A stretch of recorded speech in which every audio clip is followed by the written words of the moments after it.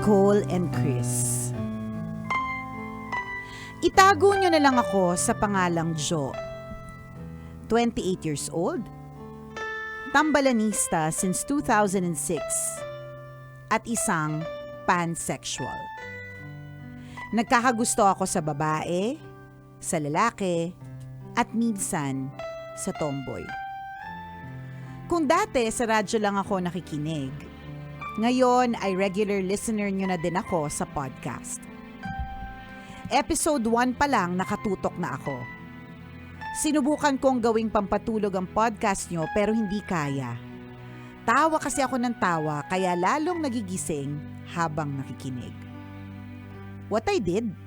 Ginawa kong pampagising sa work. Nakakasampung kwento ako kada araw.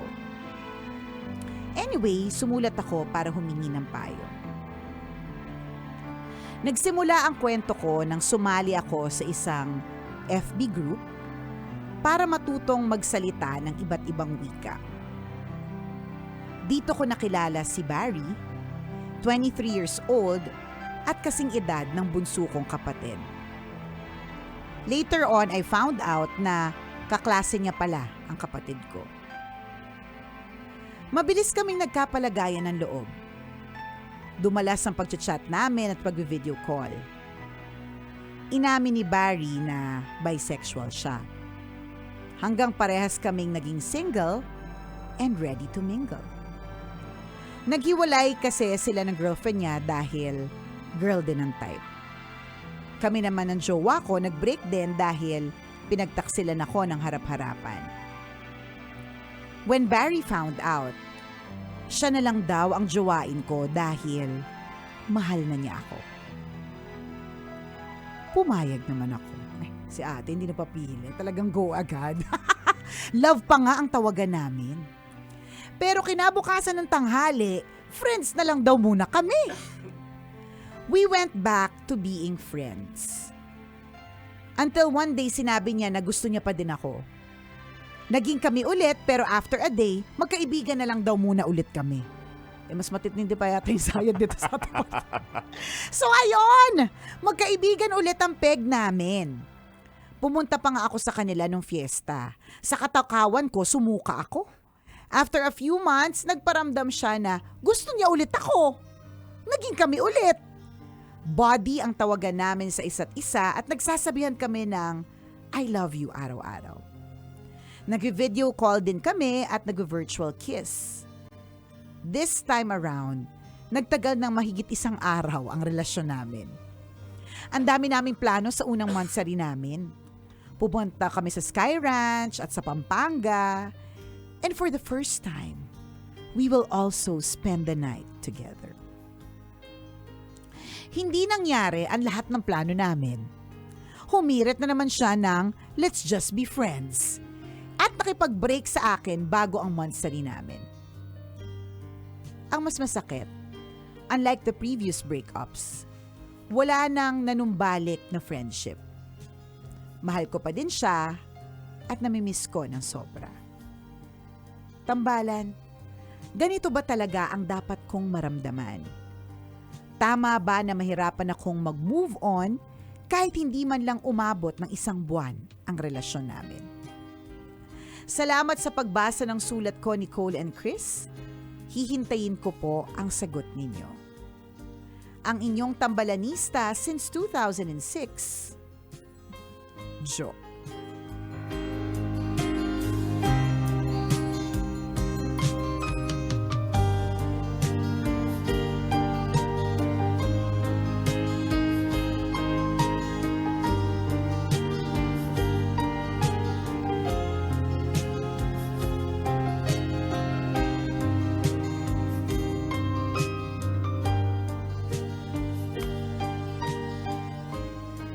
Hello to you, Jo, na tambalanisa since 2006, pero siya ay ilang taon?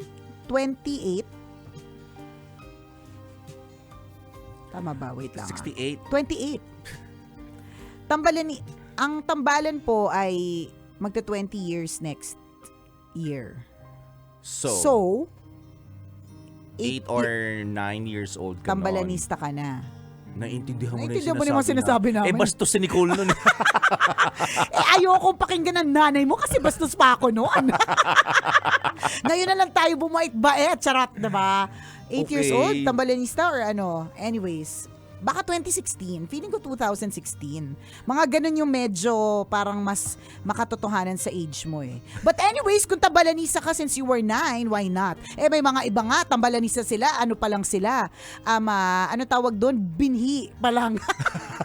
Alam mo kung bakit? Background ang tambalan. Nung ginagawa nung nanay at tatay.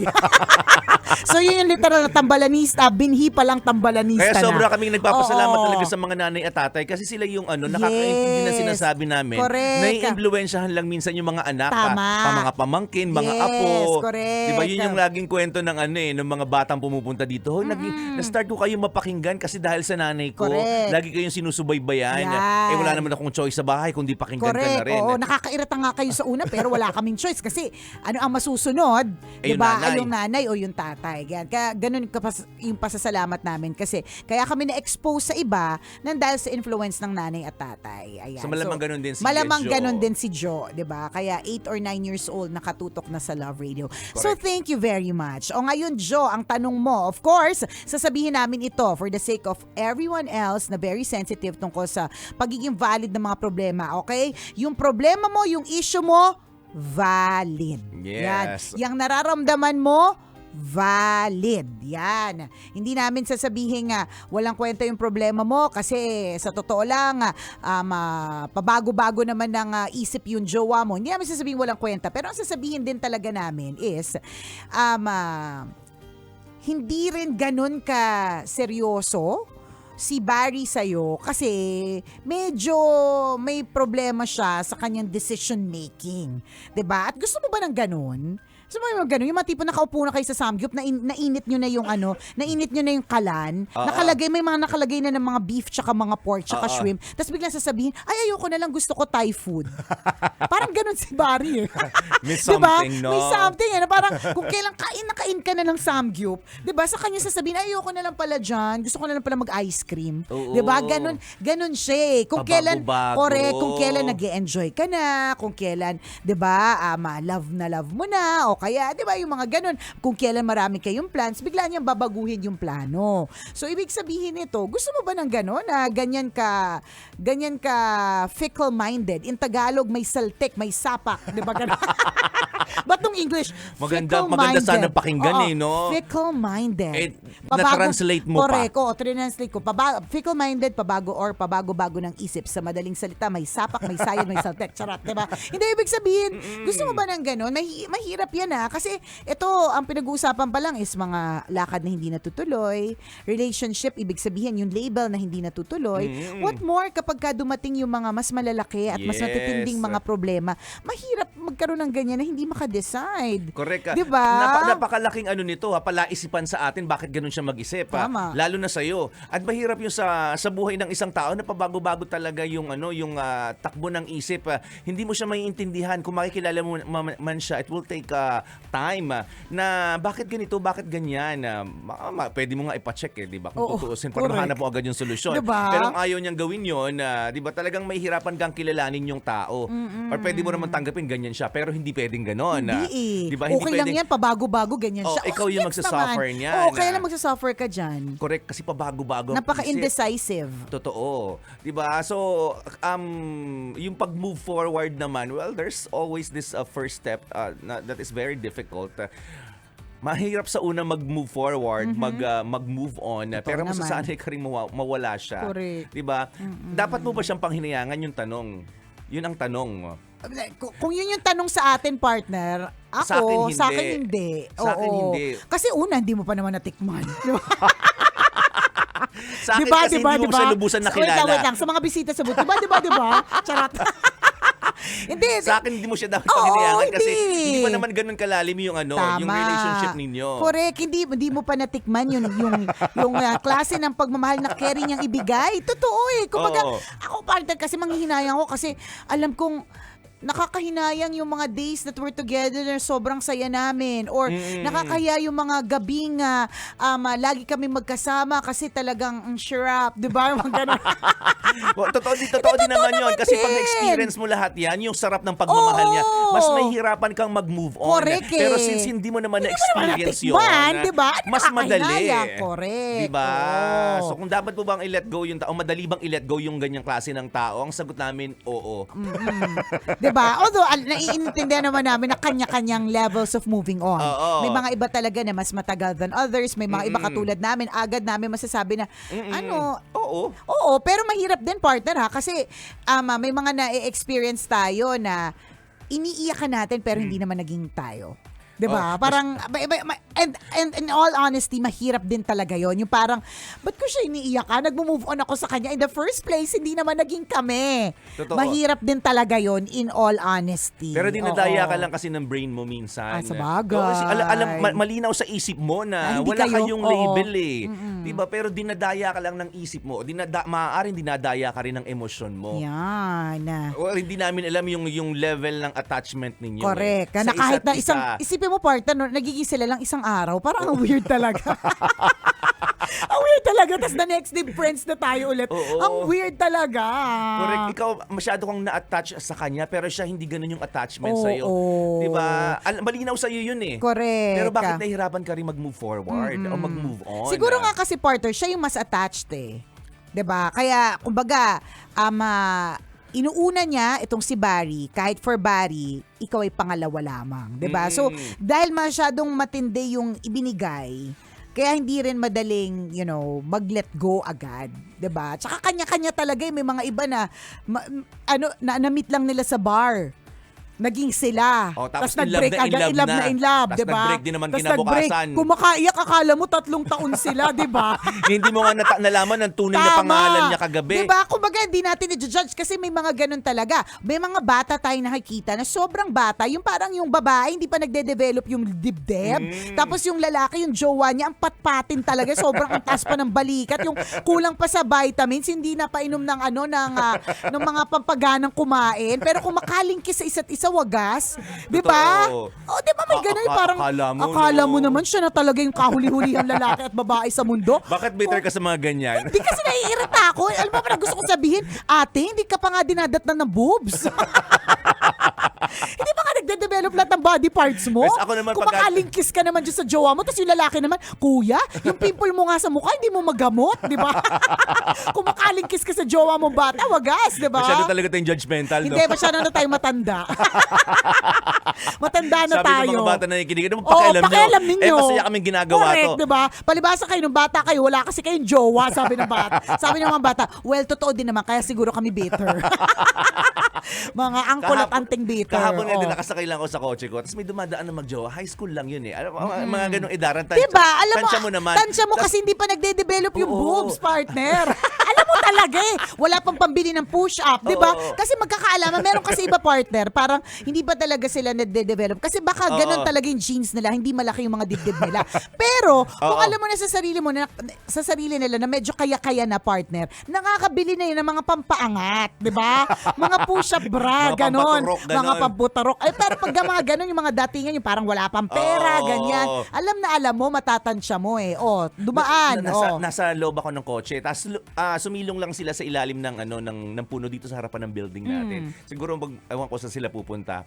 Tapos hindi nila alam na may tao sa loob ng kotse kasi tinted yung windshield ko. Oo. So akala nila wala nakatingin sa kanila. Kita-kita ko yung mga pinaggagawa nila. Ano? Either Kwento mo. bosero. Ako naman, Ako naman. Kasalanan yun, tumapat kayo sa harapan ng sasakyan ko. Sabagay, diba? Malay nyo ba may tao doon? Nandun Correct. ako. Ikaw naman nanonood lang. At ngayon, chismoso na din. Kinikwento na sa radyo. Kinikwento na sa radyo. Tapos, ang magiging reaction mo doon, either matatawa ka or maiinis ka talaga. Okay. Pero kung mas Depende sa mood. mas nangibabaw sa akin yung pagtawa. Alam mo yung kala nila walang tao nanonood sa kanila. Naglalampungan si ate yung flip ng hair, tapos hinahalikan ng lalaki yung batok. Oo. Sabi ko, alam kaya nila nanonood ako? syempre hindi, partner. Hindi kasi kung alam nila, iniinggit live ako. show. Oo. Live show na ito. Oh, kasi alam na may bukas yung makina, so alam na may tao. Baka. Diba, sabi ko, hindi partner, hindi. Talaga nila Hindi nila alam mo kung bakit. Yan yung sinasabi ko sa'yo. Mga bata pa talaga, hindi alam kung bukas ang makina o hindi. Tingnan mo. Sinasabi ko sa inyo, siguro, pahalik ka ng batok, wagas. Naiirita ako, siguro sabi nila, nasa Rojas Boulevard, madami sasakyan. Lakad tayo doon sa may CCP. May puno doon. Diba?